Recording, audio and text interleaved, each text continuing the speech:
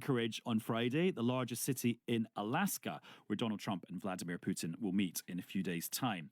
Now, earlier this week, Trump was pilloried for misspeaking when he said he was heading to Russia for the summit. He wasn't entirely wrong, just 158 years out of date, because that is when Tsar Alexander II sold what was then part of Russia to the USA. And that's why Alaska ended up being America.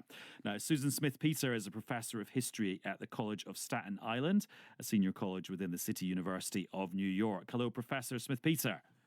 Hi, Adam. Thanks for having me on. No, thanks for coming on. So why did Alexander II want to offload Alaska all those years ago? Well, there were a couple reasons. One of them had to do with you guys, the Brits.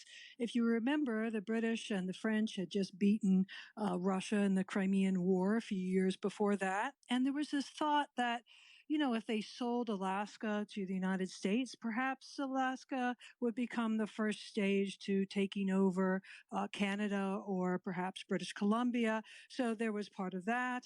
And also, there was a lot of frustration at the Russian-American company, which was a company that was supposed to administer Russian America, but it had been losing just money hand over fist and kept on asking for more money from the czars. And so they were just sort of frustrated with that. So they decided to sell it. And they sold it for not a lot. No, it wasn't a lot. I mean, even at the time, it was understood that it was really worth around 50 million and dollars back then. However, there was a lot of friendliness between the countries. There was sort of a sense that the U.S. and Russia were distant friends, that, the American West and Siberia were similar. And so it was, in some ways, a sort of friendly gesture. And it's one of the high points of that friendliness. How times change. And then, of course, this turned out to be an amazing investment for the Americans because Alaska was literally a gold mine. Yes, it was literally a gold mine. And that's part of the reason why Russia wanted to sell it. There had been this gold rush in the Stikine River area, which is in Canada, but it also has a connection to Alaska. And there was just a lot of fear that Americans could flood into what was then Russian America and just take over time. I mean, that had happened to California, the Mexicans and all of that. So there was this real sense that if that gold became better known, that the days of Russian America were over.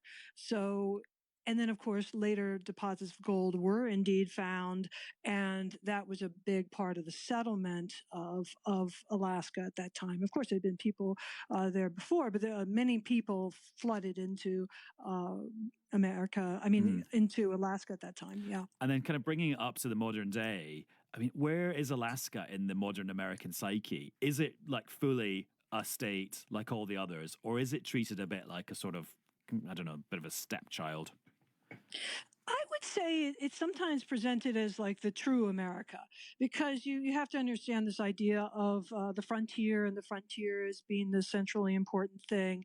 And so Alaska is seen as kind of the last true America in a way. And if you go up to Alaska, they're always talking about how big they are compared to the lower 48. That's what they call contiguous U.S. And you'll see all these maps of Alaska superimposed on the map of the lower 48. And it's really pretty impressive when we can see it that way. So no, it's absolutely seen as a state and not as a stepchild. And oftentimes it's sort of seen almost with admiration, like, wow, that's the true frontier, and rugged individualism, that's the place to go. Susan, thank you very much. And no offense to any stepchildren anywhere intended. Right, let's stick with this idea, though, this summit in Alaska between President Trump and Putin on Friday. In the last hour, Donald Trump has been speaking, and he said that the meeting with Vladimir Putin could just be the start of negotiations.